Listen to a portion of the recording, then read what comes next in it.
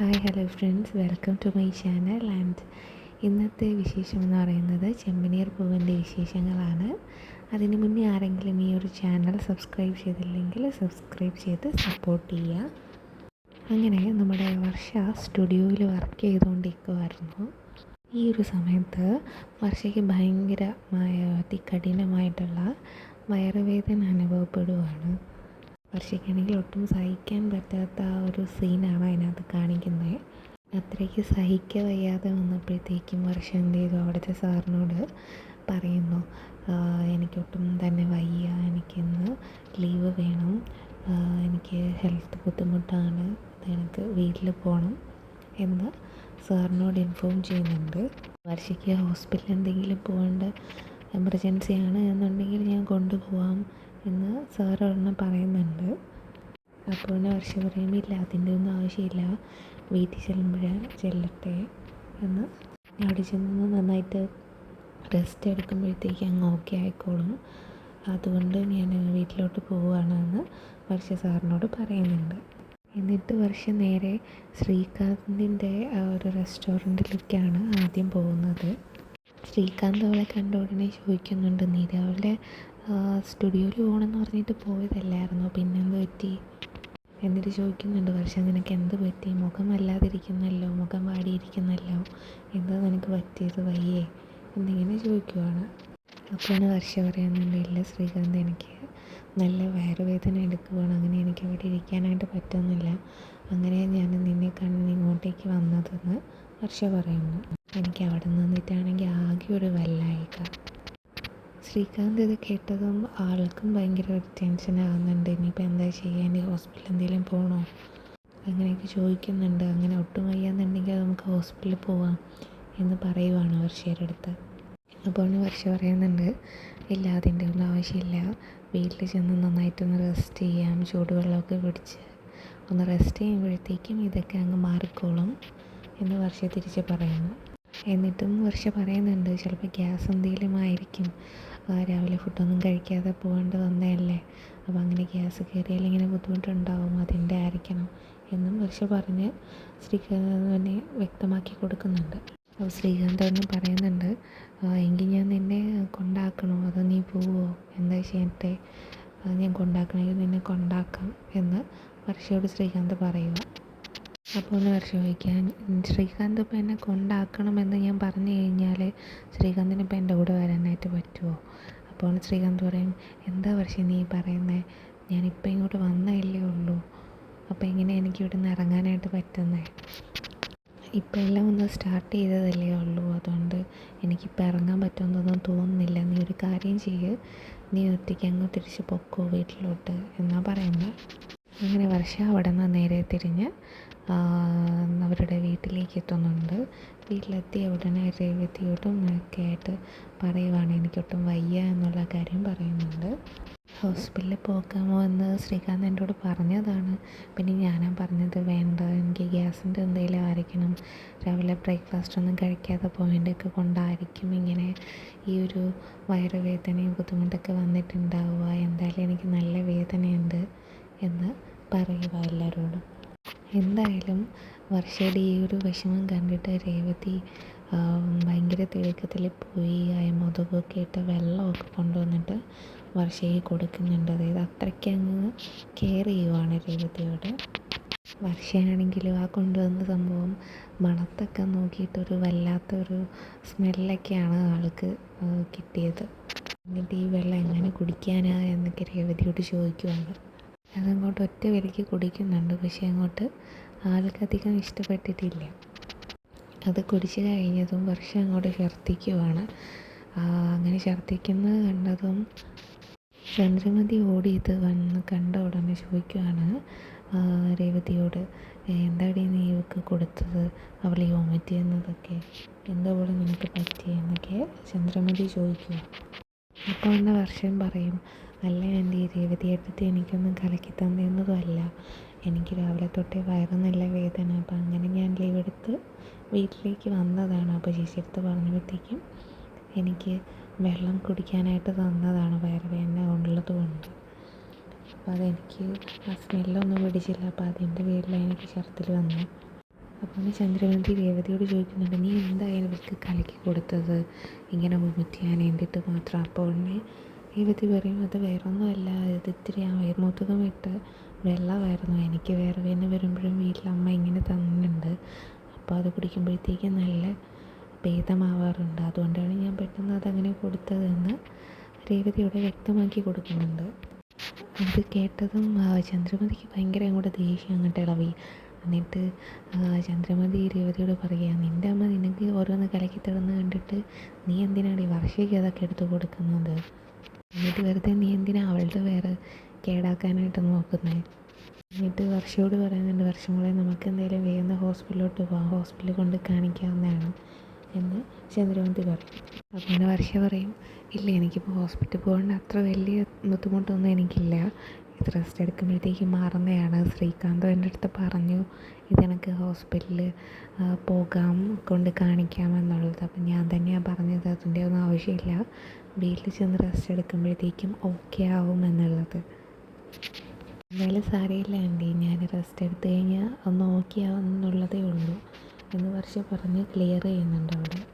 അങ്ങനെ ഇത്രയും പറഞ്ഞുകൊണ്ട് വർഷ അവിടെ നിന്ന് ആ ഒരു സീനിൽ നിന്ന് അവളുടെ റൂമിലേക്ക് പോകുന്നുണ്ട്. അപ്പോൾ ആ റൂമിലോട്ട് ചെന്നിരുന്ന് അവളുടെ ഫോൺ ഇങ്ങനെ എടുക്കാൻ നോക്കുമ്പോഴാണ് അവളുടെ ഫോൺ കാണാനില്ല. ഇതെവിടെയോ വെച്ച് മറന്നിട്ടുണ്ട്. ഇനി കഫേയിൽ എന്തെങ്കിലും പോയപ്പോൾ അവിടെ വെച്ചിട്ടാണോ മറന്നതെന്നും അവൾക്കൊരു ഡൗട്ട്. അങ്ങനെ അത് എവിടെയുണ്ടെന്ന് അറിയാനായിട്ട് എന്ത് ചെയ്യും, ശ്രുതിയുടെ ഫോൺ വഴി വർഷയുടെ ഫോണിലോട്ട് വിളിക്കുകയാണ്. ഈ ഒരു സമയത്ത്, അതായത് വർഷ ആ ഒരു ഫോണ് കയ്യിലെടുക്കുന്ന ആ ഒരു മൊമെൻറ്റിൽ തന്നെ ശ്രുതിയുടെ ഫോണിലേക്ക് ഒരു കോൾ വരുവാണ്. ആ നമ്പർ എന്ന് പറയുന്നത് അമ്മ എന്ന് സേവ് ചെയ്തിട്ടുള്ളൊരു ഫോൺ നമ്പറാണ്. ആ ഒരു കോൾ ഇങ്ങനെ പെട്ടെന്ന് വർഷയും ഒന്ന് ശ്രദ്ധിക്കുന്നുണ്ട്. കാര്യം ആൾക്ക് എന്തായാലും ആ ഒരു കോൾ കഴിഞ്ഞ് കഴിഞ്ഞാൽ മാത്രമേ തൻ്റെ ഫോൺ എവിടെയാണെന്ന് കണ്ടുപിടിക്കാനും പറ്റത്തുള്ളൂ. അപ്പോൾ അതിന് മുന്നേ ആയിട്ടാണ് ഈ ഒരു കോൾ വന്നത്. ഈ കോൾ കണ്ടതും എന്തായാലും വർഷ ശ്രുതിയെ വിളിക്കാൻ വേണ്ടി ഇങ്ങനെ തിരിയുന്നതിൻ്റെ ആ ഒരു ഗ്യാപ്പിൽ തന്നെ വർഷയുടെ കൈ കൊണ്ട് തന്നെ തട്ടി ആ ഫോണ് അറ്റൻഡ് ആവുകയാണ്, കോൾ കണക്റ്റ് ആവുകയാണ്. അപ്പോൾ ആ കോൾ കണക്റ്റ് ആയ ഉടനെ വിമലയാണ് കണക്റ്റ് ആക്കുന്നത്. അപ്പോൾ വിമല സംസാരിക്കുവാണ്, ഹലോ മോളെ, എന്താ മോളെ നീ 2 ദിവസമായിട്ട് എന്നെ വിളിക്കുന്നേ ഇല്ലല്ലോ? അമ്മയാണെങ്കിൽ ഭയങ്കരമായിട്ട് പേടിച്ചു പോയി. ഇവിടെയാണെങ്കിൽ നിൻ്റെ മോൻ നിന്നെ കാണാതെ ഭയങ്കര വഴക്കും പിണക്കും ഒക്കെയാണ്. അതുകൊണ്ട് നീ എങ്ങനെയെങ്കിലും പെട്ടെന്നൊരു ദിവസം ഒന്ന് വന്ന് കണ്ടിട്ട് പോ. മോനാണെങ്കിൽ നിന്നെ കാണാതിരിക്കുന്നേ ഇല്ല, നിന്നെ കാണണമെന്ന് പറഞ്ഞിട്ട് ഭയങ്കരമായിട്ട് പിണങ്ങുവാണ്. അപ്പോൾ നീ ഒന്ന് ഇങ്ങോട്ട് വന്ന് കാണാമോ എന്ന് അമ്മ ഫോണിലൂടെ സംസാരിക്കുന്നുണ്ട്. മോനാണെങ്കിൽ അമ്മ അമ്മ എന്ന് പറഞ്ഞ് ഭയങ്കരമായിട്ട് കരഞ്ഞുകൊണ്ടിരിക്കുകയാണ് ആദ്യമോൻ. അപ്പോൾ നിന്നെ കാണാത്തതിൻ്റെ ഭയങ്കരമായ വിഷമം അവനുണ്ട്. അതുകൊണ്ട് കല്യാണി, നീ എത്രയും പെട്ടെന്ന് തന്നെ വന്ന് നീ ഇവിടെ വന്നൊന്ന് കണ്ടിട്ട് പോ. നിനക്ക് നല്ലൊരു ജീവിതമൊക്കെ ഉണ്ടെന്ന് പറഞ്ഞുകൊണ്ട് നിൻ്റെ മോനെ ഇങ്ങനെ അവഗണിക്കരുത്. അത് നിൻ്റെ മോൻ തന്നെയല്ലേ, എൻ്റെ മനസ്സിലാണെങ്കിൽ തീയാണ് എന്നൊക്കെ പറഞ്ഞ് ആ അമ്മ ഭയങ്കരമായിട്ട് വിഷമിക്കുന്നുണ്ട് ആ ഒരു കോളിൽ. പക്ഷേ ഈ ഒരു കാര്യം വർഷയും ആദ്യമായിട്ടല്ലേ അറിയുന്നത്. അപ്പോൾ അതിൻ്റെ ഷോക്കിൽ വർഷയ്ക്കൊന്നും തിരിച്ച് പറയാനും പറ്റുന്നില്ല. എന്ത് ചെയ്യട്ടെ, എന്ത് പറയട്ടെ എന്നുള്ള ആ ഒരു സിറ്റുവേഷനിലും ഷോക്കിലും വർഷ അങ്ങനെ കേട്ടങ്ങ് നിൽക്കുവാണ്. അപ്പോൾ ആണ് വർഷ കാര്യം അമ്മ എന്ന് പറഞ്ഞിട്ട് നമ്പർ സേവ് ചെയ്തിട്ടുണ്ട്. എന്നിട്ടാണെങ്കിൽ ഫോണിലൂടെ മോൻ്റെ കാര്യങ്ങൾ പറയുന്നുണ്ട്, വേറെ പേര് പറയുന്നുണ്ട്, കല്യാണി എന്നൊക്കെയാണല്ലോ വിളിക്കുന്നത്. അപ്പോൾ ഇവിടെ എന്തൊക്കെയാണ് നടക്കുന്നത്, എന്തോ ഒരു കള്ളത്തനം ഇതിലുണ്ട് എന്ന് ഇതിലൂടെയാണ് വർഷ മനസ്സിലാക്കുന്നത്. ഉടനെ തന്നെ വർഷ ആ ഒരു കോള് കട്ട് ചെയ്യുന്നു. അതിന് ശേഷം വർഷ ഭയങ്കരമായിട്ട് ഇങ്ങനെ ആലോചിക്കുന്നുണ്ട്, എന്തുകൊണ്ടായിരിക്കും അവരങ്ങനെ പറയാൻ കാര്യം, അതും ശ്രുതിയുടെ നമ്പറിൽ വിളിക്കേണ്ട ആവശ്യം എന്തായിരുന്നു എന്ന്. ശ്രുതിയാണെങ്കിൽ അമ്മയെന്ന് പറഞ്ഞ് സേവ് ചെയ്യുന്നുണ്ട്. എന്തായാലും ഇതിനെപ്പറ്റി ചോദിക്കാനോ പറയാനൊന്നും പോകണ്ട എന്ന് വർഷ ഇങ്ങനെ മനസ്സിൽ ചിന്തിക്കുകയാണ്. എന്തായാലും എൻ്റെ സത്യാവസ്ഥ എന്താണെന്ന് മനസ്സിലാക്കിയതിന് ശേഷം ആ ഒരു രീതിക്ക് മുന്നോട്ട് നീങ്ങുക, അതായിരിക്കും അതിന് നല്ലൊരു പോയിൻ്റ്. അപ്പം അങ്ങനെ വർഷ ഓരോന്നൊക്കെ ആയിട്ട് തീരുമാനിച്ചിരിക്കുകയാണ്. അപ്പോൾ ഈ ഒരു സമയത്ത് വർഷയുടെ ഫോണിലോട്ട് ഒരു കോള് വരുവാണ്. രേവതിയായിരുന്നു വർഷേനെ കോൾ ചെയ്യുന്നത്. ഈ ബെല്ല് കേൾക്കുന്നതും വർഷയ്ക്ക് മനസ്സിലാവും എൻ്റെ ഫോണപ്പോൾ മിസ്സൊന്നും ആയിട്ടില്ല, അത് എൻ്റെ അടുത്ത് തന്നെ ഉണ്ടായിരുന്നു എന്നും അപ്പോഴാണ് മനസ്സിലാവുന്നത്. ഇതിപ്പോൾ പറയുന്നുണ്ട് നിൻ്റെ ഫോണ് നിലത്ത് കിടക്കുവാണ്. വർഷയാണെങ്കിൽ വേഗം തന്നെ ആ ഫോണ് എടുക്കുന്നുമുണ്ട്. പക്ഷേ ഈ ഒരു സമയത്ത് ശ്രുതിയാണെങ്കിൽ ഇത് യാതൊന്നും അറിയുന്നില്ല. ശ്രുതിയുടെ ഫോൺ എടുത്തെന്നോ അല്ലെങ്കിൽ ആ ഒരു ഫോണിൽ അമ്മയുടെ കോള് വന്നെന്നോ അല്ലെങ്കിൽ കോളിൽ ശ്രുതിയാണെന്നറിയാതെ അമ്മ കാര്യങ്ങളെല്ലാം, അതായത് ആ ഒരു വിഷമമെല്ലാം അതായത് ആ ഒരു കോള് വഴി ഷെയർ ചെയ്യുന്നതും ശ്രുതി അറിയുന്നില്ല. അങ്ങനെ ഈ ഒരു എപ്പിസോഡ്, അതായത് ആ ഒരു സീനെല്ലാം കഴിഞ്ഞതിന് ശേഷം അങ്ങനെ നെക്സ്റ്റ് ഡേ വർഷ എന്ത് ചെയ്യും, രാവിലെ എണീറ്റ് ഫേസൊക്കെ ഒന്ന് കണ്ണാടിയിൽ നോക്കുന്ന സമയത്ത് മുഖമൊക്കെ അങ്ങ് ഭയങ്കരമായിട്ട് അങ്ങ് വാടി ഒരു ടാൻ അടിച്ച് ഭയങ്കര ഒരു കളർ ചേഞ്ചൊക്കെ ആയിട്ടിരിക്കുന്ന കാണും. അപ്പോൾ അങ്ങനെ വർഷം എന്ത് ചെയ്യും, പാർലറിൽ പോയി ഒന്ന് ഫേഷ്യലൊക്കെ ചെയ്യാനായിട്ട് പ്ലാൻ ചെയ്യുവാണ്. ഇതോടനെ ശ്രീകാന്തിനെ അറിയിക്കുമ്പോഴത്തേക്കും ശ്രീകാന്ത് ഒന്ന് പറയുവാണ്, ഇവിടെ തന്നെ ഒരു പാർലർ ഉണ്ടല്ലോ, വീട്ടിൽ തന്നെ ഉണ്ടല്ലോ, അപ്പോൾ എന്തിനാണ് ഇവന് പുറത്ത് കയറാൻ ബ്യൂട്ടി പാർലറിലൊക്കെ പോകേണ്ട ആവശ്യം. ഈ ഒരു കാര്യം ചെയ്യും, ശ്രുതി ഏട്ടത്തിയുടെ പാർലറിൽ പോയി ഫേഷ്യലൊക്കെ ചെയ്യുക. അങ്ങനെ വർഷയും വിചാരിക്കും ശരിയാ, അപ്പം പിന്നെ സ്റ്റുഡിയോയിൽ പോകുന്നതിന് മുന്നേ ആയിട്ട് വർഷയുടെ പാർലറിൽ പോയി ഒന്ന് ഫേഷ്യലൊക്കെ ചെയ്ത് സെറ്റാക്കിയതിന് ശേഷം പോകാമെന്ന് വർഷ അങ്ങനെ തീരുമാനിക്കുകയാണ്. അപ്പോൾ ഈ ഒരു സമയത്ത് തന്നെയാണ് ശ്രുതിയും പോകുന്നത് പാർലറിലേക്ക്. അപ്പോൾ ഈ പോകുന്ന സമയത്ത് വിമല അവിടെ വരുന്നുണ്ട്. കാര്യം ഇന്നലെ ആ ഒരു ടൈമിൽ വിളിച്ച് കോളെടുത്ത് സംസാരിക്കുമ്പോഴും ശ്രുതി ഒന്നും തന്നെ അതിനൊന്ന് റെസ്പോണ്ട് ചെയ്യുകയോ അല്ലെങ്കിൽ ഒന്ന് റിപ്ലൈ കൊടുക്കുന്നൊന്നും ഇല്ലല്ലോ. അപ്പോൾ അങ്ങനത്തെ ഒരു സാഹചര്യം വന്നതുകൊണ്ടും തൻ്റെ മകൻ വളരെയധികം അമ്മയെ കാണാനായിട്ട് വിഷമിക്കുന്ന ആ ഒരു സ്റ്റേജിൽ നിൽക്കുകയാണ്. കാര്യം അമ്മയായ ശ്രുതിയെ കാണണമെന്നുള്ള ഭയങ്കര ഒരു വാശിയിലാണ് ശ്രുതിയുടെ മോൻ നിൽക്കുന്നത്. അപ്പോൾ ആ ഒരു വിഷമം ഒട്ടും സഹിക്കാൻ വയ്യാതെയാണ് ശ്രുതിയുടെ അമ്മ ആ ഒരു പാർലറിലേക്ക് വരുന്നത്. പക്ഷേ അമ്മേനെ കാണുന്നതും അതൊന്നും പഴയ ആ പറഞ്ഞതിനെ പറ്റിയൊന്നും ശ്രുതി അറിയുന്നുമില്ല. അപ്പോൾ അങ്ങനെ ഒരു സിറ്റുവേഷൻ നിൽക്കുമ്പോൾ ശ്രുതി ഉള്ള സ്പോട്ടിൽ ചോദിക്കുവാണ്, എന്താ അമ്മേ ഈ സമയത്ത് എന്തിനാ അമ്മ ഇങ്ങോട്ടൊക്കെ വന്നതെന്ന്. ശ്രുതി ഭയങ്കര ടെൻഷനൊക്കെ ആയിട്ട് നിന്ന് പറയുകയാണ്, അമ്മയോട് ഞാൻ പല തവണയായിട്ട് പറഞ്ഞതല്ലേ എൻ്റെ ഈ ഒരു സ്ഥാപനത്തിലോട്ടൊന്നും വരരുത്, എടുക്കരുതെന്നൊക്കെ. ഞാൻ സംസാരിക്കുന്നത് ആരെങ്കിലും അബദ്ധത്തിൽ കേട്ടാൽ മതി, അതോടെ എല്ലാം തകരാനായിട്ട്. പിന്നെ എന്തൊക്കെയാണ് സംഭവിക്കുകയെന്ന് ഞാൻ പറഞ്ഞു തരേണ്ട കാര്യമില്ലല്ലോ അമ്മയ്ക്ക് എന്ന് അമ്മയോട് പറയുവാണ്. പക്ഷേ ആ ഒരു അമ്മ ഭയങ്കരമായിട്ട് വിഷമിച്ചിട്ട് ശ്രുതിയോട് പറയുന്നുണ്ട്, അത് പിന്നെ മോളെ, ഞാൻ ഇന്നലെ വിളിച്ചിട്ട് ഞാൻ നിൻ്റെ അടുത്തൊരു കാര്യം പറഞ്ഞില്ലായിരുന്നു, ഞാനത് പറഞ്ഞ് തീരുന്നതിന് മുന്നേ തന്നെ നീ ഫോണും വയ്ക്കുകയും ചെയ്തു, ഞാൻ സംസാരിച്ചിട്ട് നീ ഒന്ന് മിണ്ടിയത് പോലുമില്ല, അതുകൊണ്ടാണ് ഞാനിപ്പോൾ ഇങ്ങോട്ട് വന്നത്, എന്നിട്ട് നിന്നെ നേരിട്ട് കണ്ട് സംസാരിക്കാൻ വേണ്ടിയാണ് വന്നതെന്ന് ശ്രുതി പറയുന്നത്. അപ്പോൾ ശ്രുതി അങ്ങ് ഷോക്കാവും. കാര്യം ശ്രുതിക്കറിയാമല്ലോ ശ്രുതിയുടെ അറിവിൽ അമ്മ ഇന്നലെ വിളിച്ചിട്ടില്ല എന്നുള്ളത്. അപ്പോൾ ഇതിനിടയ്ക്ക് ആരോ ഈ ഒരു ന്യൂസ് അറിഞ്ഞിട്ടുമുണ്ട്. അപ്പോൾ ശ്രുതിക്ക് കുറച്ചുകൂടി ടെൻഷനായി. അപ്പോൾ ശ്രുതി ചോദിക്കും, അതിന് ഇന്നലെ അതിന് അമ്മ എപ്പോഴാണ് വിളിച്ചതെന്നെ എന്ന് ചോദിക്കുമ്പോഴത്തേക്കും ഒരു ഉച്ചയൊക്കെ കഴിഞ്ഞപ്പോൾ വിളിച്ചായിരുന്നല്ലോ. ഉച്ചയ്ക്കോ? ഇനി എൻ്റെ അറിവിൽ അമ്മ ഇന്നലെ കോള് ചെയ്തിട്ടേ ഇല്ലല്ലോ. ഈ എന്തൊക്കെയാണ് പറയുന്നത്?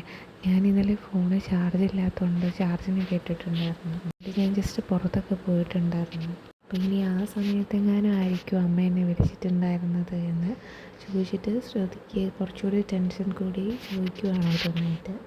അപ്പോൾ തന്നെ വിമലയ്ക്കും ഈ ഒരു ന്യൂസ് അറിയുമ്പോഴത്തേക്കും ഭയങ്കരമായിട്ട് ടെൻഷനാകുന്നുണ്ട്. കാര്യം അപ്പോൾ ഇവർ ആരുടെ അടുത്താണ് പറഞ്ഞത്, എന്തായാലും ശ്രുതിയല്ല എന്ന് മനസ്സിലായി ആ ഒരു കോൾ അറ്റൻഡ് ചെയ്തത്. അപ്പോൾ ആ വീട്ടിലുള്ള വേറെ ആർക്കോ ഈ ഒരു കാര്യങ്ങളെല്ലാം കേൾക്കുകയും ചെയ്തു. അപ്പോൾ അയ്യോ മോളെ, നീ അല്ലായിരുന്നു അപ്പോൾ കോൾ അറ്റൻഡ് ചെയ്തപ്പോഴാണ് ഞാൻ സംസാരിച്ചത്, മോൻ വിഷമിക്കുന്ന കാര്യമൊക്കെ പറഞ്ഞതൊക്കെ ഇങ്ങനെ ശ്രുതിയോട് വിമല പറയുന്നുണ്ട്. പിന്നെ ശ്രുതി പറയും, ഇങ്ങനെ ഞാനല്ലാതെ ഇനി ആരെങ്കിലും ഒരു കോൾ എടുത്തിട്ടുണ്ടെങ്കിൽ അതിന് രേവതി ആയിരിക്കണം, രേവതി ആണെങ്കിൽ ഇതുപോലത്തെ ചീപ്പായിട്ടുള്ള തറ പരിപാടികളൊക്കെ കാണിക്കത്തുള്ളൂ എന്ന്. അതിനുശേഷം എന്നെ കണ്ടതുമാണ് രേവതി.